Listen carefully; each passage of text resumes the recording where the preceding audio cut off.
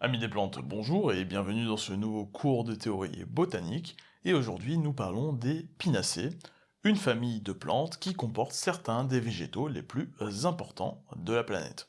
Et quand je dis qu'ils sont importants, ce n'est même pas une exagération car des pans entiers de la société dépendent directement de ces plantes. Déjà d'un point de vue économique, notamment pour le bois de construction, ou encore pour la réalisation du papier, mais aussi d'un point de vue médicinal grâce à certaines substances chimiques qu'on trouve à l'intérieur de ces plantes. Et accessoirement, ces plantes sont aussi importantes d'un point de vue alimentaire et surtout d'un point de vue environnemental, car ce sont des espèces vitales pour certains écosystèmes. Dans ce cours, nous allons donc voir comment reconnaître les pinacées, quelles sont les principales espèces, mais aussi quelles sont leurs utilisations. Utilisations qui peuvent être à la fois économiques, écologiques, médicinales ou encore alimentaires. Alors déjà, les pinacées, qu'est-ce que c'est exactement? C'est une famille botanique comptant entre 230 à 250 espèces réparties entre 10 ou 11 genres. Alors pourquoi ces imperfections? C'est tout simplement à cause des systèmes de classification qui ne sont pas toujours les mêmes selon les époques et selon les auteurs scientifiques. Au final, c'est pas spécialement important. Retenez surtout deux choses à propos des pinacées, ce sont toujours des gymnospermes et des plantes ligneuses. J'entends par plantes ligneuses des arbres, ou plus rarement des arbustes, selon les conditions climatiques. Mais ce ne sont jamais des plantes herbacées. Les pinacées produisent toujours du bois. Et d'ailleurs, même si des fois ils sont pas toujours très grands, on les considère toujours comme des arbres. En ce qui concerne le terme gymnosperme, ça vient du grec gymnos, qui signifie nu, et sperma qui signifie graine. Les gymnospermes sont donc des plantes dont l'ovule, la graine si vous préférez, est à nu. Et cet ovule, cette graine, est portée par des pièces foliaires spécifiques, généralement en forme d'écailles, mais pas toujours. Et d'ailleurs, la plupart du temps, on appelle ces pièces foliaires des pommes de pin. D'ailleurs, je vous conseille de ne pas utiliser le terme pomme de pin, mais plutôt celui de cône. Car même si toutes les pinacées appartiennent aux gymnospermes, toutes les gymnospermes ne sont pas des pinacées. Et je pense par exemple à l'if commun appartenant à une famille voisine, celle des taxacées. Et l'if commun se reconnaît par son type de cône bien spécifique, les aryles. On voit ici au milieu la graine nue entourée par une chair rouge. Pour vous donner un autre exemple, il y a aussi les plantes de la famille des cupressacées, dont les plus connus sont le cyprès de Provence et le genévrier commun. Ces deux plantes appartiennent aux gymnospermes, mais ils ne produisent pas de pommes de pin. En réalité, leurs cônes ont une forme arrondie chez le cyprès et plutôt une forme de baie chez les genévriers. Donc voilà, il faut éviter la confusion gymnosperme-pinacée, de même qu'il faut éviter la confusion pinacée et conifère. Toutes les pinacées sont des conifères, mais tous les conifères ne sont pas des pinacées. Encore une fois, nous pouvons reprendre l'exemple de l'if commun, du cyprès ou encore même des genévriers. Alors du coup, comment reconnaître les pinacées? Eh bien, on va tricher un peu et je vais vous donner quelques genres qui appartiennent à cette famille. Et du coup, chez les pinacées, nous allons retrouver les genres suivants. Tout d'abord, nous avons les pins du genre Pinus, qui sont évidemment les plus représentatifs de cette famille, avec plus d'une centaine d'espèces à travers le monde. Vous avez d'ailleurs un article entier à ce sujet. Dans les pins, nous allons retrouver les pins noirs, les pins d'Alep ou encore le pin sylvestre. Et d'ailleurs, en parlant du pin sylvestre, je vous ai même fait un cours entier pour savoir comment le reconnaître facilement. En plus des pins, nous allons retrouver les célèbres sapins qui enjolivent nos fêtes de Noël, avec les deux espèces les plus connues, le sapin blanc ou encore le sapin de Norman, beaucoup plus vendu. En parlant de Noël, nous retrouvons aussi dans cette famille les épicéas, connus pour leur odeur ainsi que pour leurs grandes pommes de pin pendantes. N'oublions pas non plus les majestueux cèdres du genre Cédrus qui décorent nos parcs et jardins. En évitant bien sûr de les confondre avec d'autres plantes qu'on appelle cèdres mais qui n'appartiennent pas au genre botanique Cédrus. Bien sûr, le plus connu des cèdres reste le cèdre du Liban qu'on retrouve sur le drapeau du pays, mais le plus commun reste le cèdre de l'Atlas avec les belles couleurs bleues de son feuillage. Chez les épinacées, nous retrouvons aussi les mélèzes du genre Larix. Ils comptent parmi les arbres les plus résistants au froid et à l'altitude. Et ce sont aussi des plantes qui fournissent un excellent bois très recherché pour sa résistance face au pourrissement. Moins connu mais tout aussi important, le genre Pseudotsuga, qu'on connaît généralement par le biais du sapin de Douglas. Je vous ai également fait un cours où je vous présente cette plante de A à Z. Le lien est bien sûr dans la description. Ou alors vous pouvez taper le nom sapin de Douglas dans le moteur de recherche de monde végétal et trouver le cours à ce sujet. Enfin, nous retrouvons d'autres genres au sein de cette famille, comme les genres Keteleria, Nototsuga, Tsuga, Kataya ou encore Pseudolarix. Alors, du coup, quels sont les points communs de tous ces genres? Comment reconnaître une plante de la famille des Pinacées? Quelles sont ses caractéristiques? Alors évidemment, il y a plusieurs éléments à prendre en compte pour identifier une plante appartenant à la famille des Pinacées. Nous savons déjà que ce sont des arbres gymnospermes, ils ont aussi souvent une taille immense et certains spécimens comme le sapin de Douglas font partie des plus grands arbres du monde. Mais le premier point commun entre toutes ces espèces réside dans leurs feuilles. Et en effet, toutes les espèces d'épinacées développent des feuilles en forme d'aiguille. Alors c'est un élément très caractéristique de cette famille, mais ce n'est pas un élément déterminant.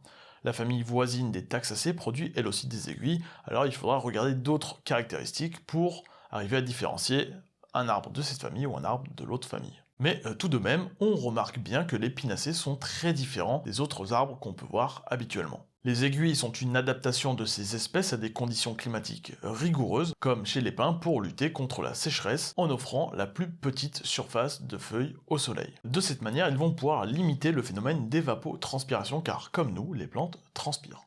Face à l'hiver et au froid, les aiguilles offrent un avantage supplémentaire comparé aux feuillus. La grande surface des feuilles classiques consomme beaucoup trop d'eau, alors que la surface réduite des aiguilles permet de faire quelques économies. Malheureusement, en hiver, le sol étant gelé, l'eau ne peut plus circuler librement.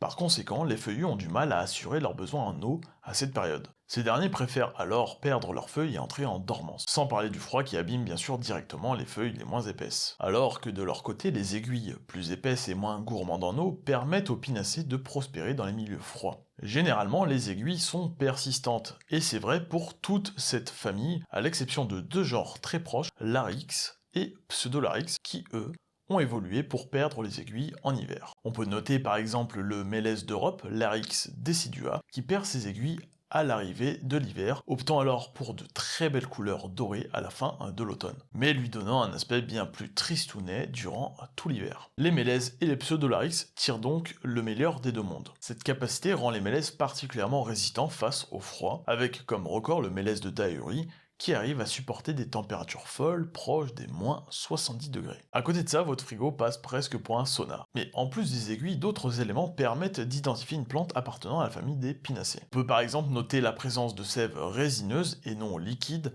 ainsi que de nombreux canaux résinifères compris à la fois dans le bois et dans les aiguilles. Cette résine a la particularité d'être poisseuse, assez peu liquide, et le plus souvent transparente, un peu blanchâtre, et surtout elle dégage une odeur aromatique de sapin, très caractéristique chez toutes ces espèces. Ce qui revient à dire que toutes les espèces de pinacées sentent plus ou moins le sapin lorsqu'on va les froisser. Et ça, c'est grâce à la présence de beaucoup d'huiles essentielles dans ces plantes. Et nous allons en parler juste après. En ce qui concerne la résine, elle assure la protection des pinacées face aux agents pathogènes comme les bactéries, les champignons, mais elle permet aussi de repousser de nombreux insectes tout en offrant une protection contre le froid. Cette résine est riche en huiles essentielles, ce qui confère à certaines espèces de cette famille des applications médicinales reconnues. Par exemple, nous avons l'huile essentielle de cèdre de l'Atlas ou l'huile essentielle de pin sylvestre qui sont souvent utilisées, entre autres, pour leurs applications antiseptiques, notamment au niveau des voies respiratoires.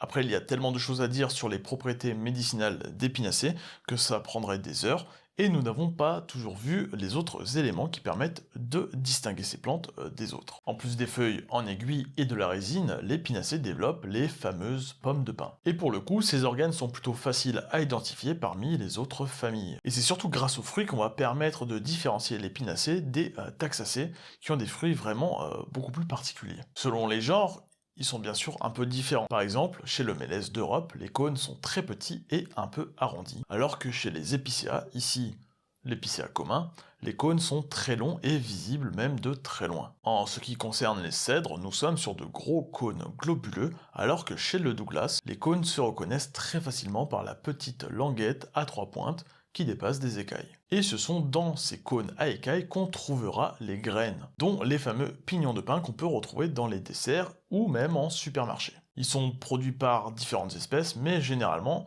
les plus communs en Europe seront les pignons de pin, du pin, parasol, pinus, pinea. Alors au niveau de la reproduction, les pinacées ne produisent pas de fleurs au sens où nous l'entendons. Les fleurs sont très discrètes car elles sont pollinisées par le vent. Elles n'ont donc pas besoin d'attirer les insectes avec de vives couleurs, du nectar ou du parfum, comme c'est le cas pour les angiospermes, ce qu'on appelle vulgairement les plantes à fleurs. En fait, les pinacées portent bien des fleurs, mais sous forme de cônes. Et ce sont des plantes monoïques, c'est-à-dire que les sexes sont séparés mais présents sur le même individu. Pour illustrer la chose plus en détail, voici des cônes mâles de pin d'Alep. Ce sont eux qui contiennent le pollen qui sera ensuite transmis par le vent lors de leur maturité. Ici, vous voyez une photo de cône femelle d'un pin sylvestre, et plus tard, lorsqu'ils s'ouvriront et recevront le pollen produit par les cônes mâles, nous allons obtenir des pommes de pin. Alors évidemment, le processus de reproduction chez l'épinacée est plutôt long et peut prendre des fois plusieurs années avant de se faire. D'où le fait qu'il ne soit plus aussi représenté dans la flore mondiale,